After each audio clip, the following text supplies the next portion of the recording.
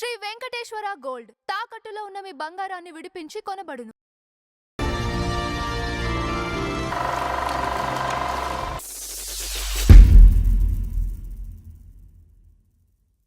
నమస్కారం నందచంద్ర గారు. నమస్కారం అంజబాబు గారు. ఈ రోజు మన ఫ్లాష్ బ్యాక్ అండి. కామెడీ కింగ్ అంటే మనకి తెలుగు ఇండస్ట్రీలో బ్రహ్మానందం గారు అంటాంగా. అంటాం, డెఫినెట్ గా అంటాం. అంటాం ఏంటంటే పురువుడు ఆయన అలా కనపడితే చాలు నవ్వుతారు. మరి ఆయన కనపడితే నవ్వుతారు.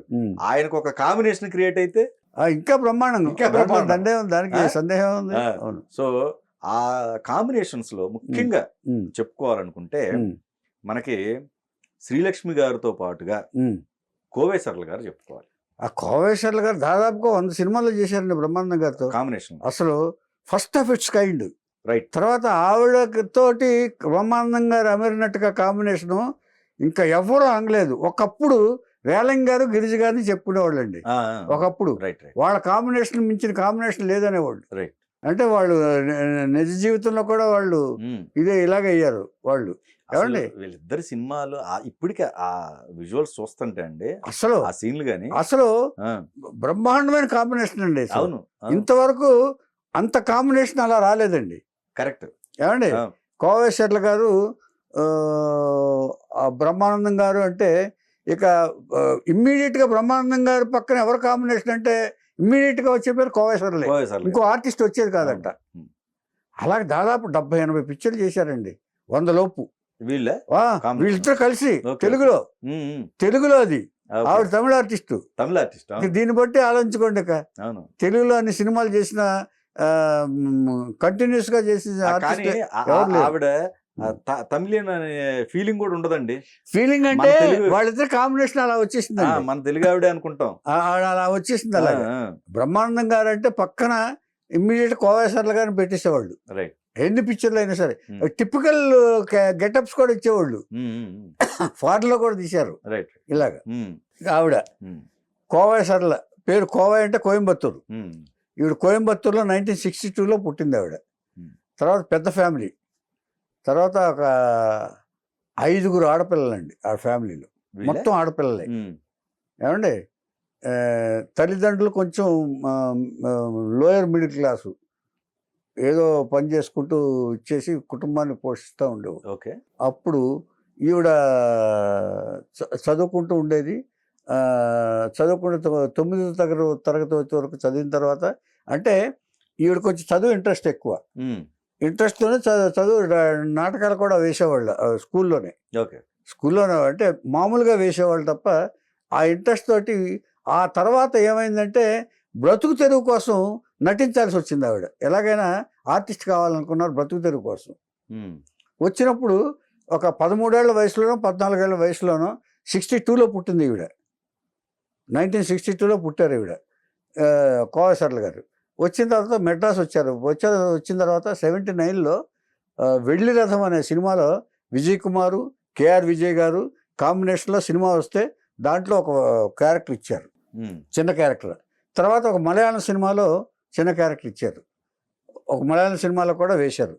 వేసిన తర్వాత ఇక ఈవిడ 17 ఏళ్ల వయసులో 18 ఏళ్ల వయసులోనే ముందా నాయి ముడిచ్చు సూపర్ హిట్ సినిమా భాగ్యరాజు ఒకటి ఉంది. ముందా నాయి ముడిచ్చు అంటే 3 ముళ్ళు తెలుగులో డబ్ అయింది అది, భాగ్యరాజు సినిమా. దాంట్లో 32 ఏళ్ల గర్భిణిగా వేసింది ఈవిడ. తర్వాత ఇంకొక సినిమాలో అదే భాగ్యరాజుకి 65 ఏళ్ల తల్లిగా కూడా నటించింది. ఏది చిన్న వయసులో, 20 ఏళ్ల వయసులో. ఇట్లాంటి వెరస్టైల్ ఆర్టిస్ట్గా ముందే చిన్నప్పుడే ఆవిడ ఇచ్చేసింది. పైగా బాగా చదువుకుని 10th ఫినిష్ అయింది. 10th చదువుకుంది, ఇంగ్లీష్ బాగా మాట్లాడుతుంది, వెల్ వర్స్డ్. దీంట్లో ఎడ్యుకేటెడ్, ఆ సంస్కారం అంతా కనపడుతుంది ఆవిడ దగ్గర వింటే ఆవిడతో మాట్లాడితే. ఏమండి అట్లాగా వరుసగా సినిమాలు చేస్తూ Vadivelu, all comedians, top comedians అందరితోటి సినిమాలు వేసింది. అంటే తమిళ సినిమాలు ఎక్కువ చెప్పలేం కాదు, మన కమల్ హాసన్ గారితోనే అదే సతీలీల చెప్పబోతున్నాను నేను, మీరు చెప్పేశారు. కమల్ హాసన్ కోవై సరళ గారు తప్ప నా పక్కన ఈ క్యారెక్టర్ పనికిరాదని చెప్పి స్పెషల్గా వెళ్ళి రిక్వెస్ట్ చేశారంట ఆవిడ్ని. ఎవరు కోవై సరళ గారిని. కమల్ హాసన్ గారు ఫోన్ చేస్తున్నారంటే రమ్మన్నారు ఆఫీస్కి, ఇలా వేషం ఉందని చెప్పారంట. నన్ను ఎందుకు రమ్మంటారు, నన్ను ఏదన్నా కమెడియన్ పక్కన కామెడీ వేషం ఉందా అని అడిగారంట. కాదు, కమల్ హాసన్ గారి పక్కనే అన్నారంట ఈయన మేనేజర్ ఎవరు. ఊరుకోండి, వేళాకోళం ఆడుతున్నారు, కమల్ హాసన్ గారి పక్కన నేనేంటి అన్నారు. ఏ ఖుష్బుయో లేకపోతే ఇంకోళ్ళు వేరే వాళ్ళు ఉంటారు అని అన్నారు. కాదండి మిమ్మల్నేనండి అని, ఉండండి ఒకసారి ఆయనే మాట్లాడతారని చెప్పి కమల్ హాసన్ గారు మాట్లాడితే, అమ్మ నువ్వు నిజంగా నా పక్కనే వేస్తున్నావు, నా పక్కన హీరోయిన్గా వేస్తున్నావు అనేటప్పుడు ఒకసారి అలా షాక్ అయిపోయిందంట. ఆ క్యారెక్టర్ని అలా పండించి సతీ లీలావతి ఏమండి. ఇలాగ అయిన తర్వాత ఇక ఈ టైప్ ఆఫ్ క్యారెక్టర్స్ ఉన్నాయి. వడివేలు పక్కన ఎక్కువ క్యారెక్టర్స్ వేసింది. వడివేలు పక్కన ఎక్కువ క్యారెక్టర్స్ వేసింది.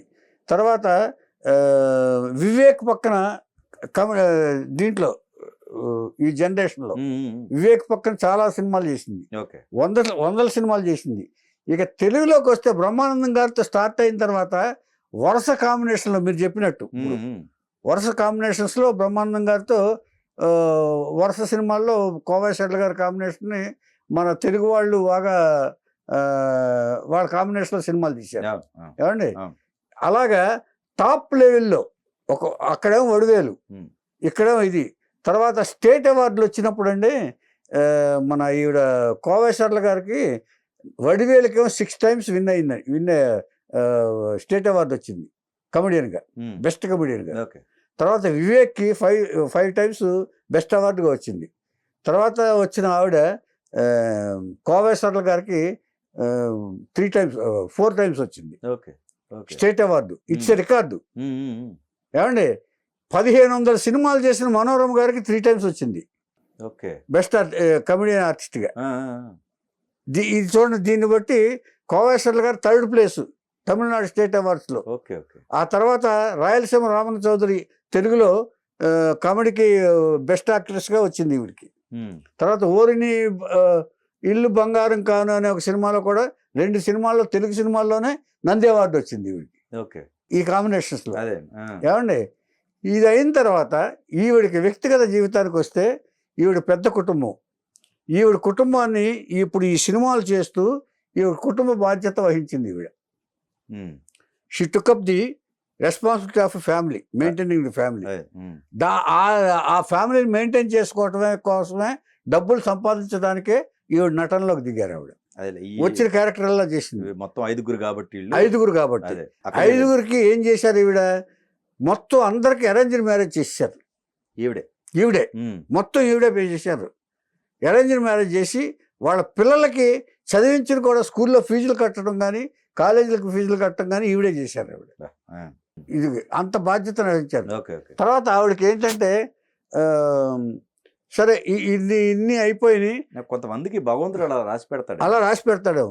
చీరా చూస్తే నువ్వు కష్టపడాలి. ఈవిడ పెద్ద కూతురు, ఈవిడ కుటుంబంలో పెద్ద కూతురు. మనల్ని నవ్విస్తా బిహైండ్ ఇది ఆవిడ దీంట్లో లైఫ్ లో ఆవిడకి పర్సనల్ సంతోషం లేదు. ఇంక వీళ్ళని పోషించడమే కదా. తర్వాత ఈవిడ పెళ్లి చేసుకోలేదు. చూడండి, పెళ్లి కాలేదు, పెళ్లి చేసుకోలేదు. ఇప్పుడు 64వ సంవత్సరం, ఇప్పటికి పెళ్లి చేసుకోలేదు. ఎందుకని చేసుకోలేదు అని అడిగితే, నా కుటుంబం కంటే నాకు ఎక్కువ ఇది కాదు, బాధ్యత కలిగింది. ఇచ్చేదంటే నాకు మీరు అన్నట్టు భగవంతుడు నాకు ఇదే రాశాడేమో, నా కుటుంబాన్ని చూసుకోమని.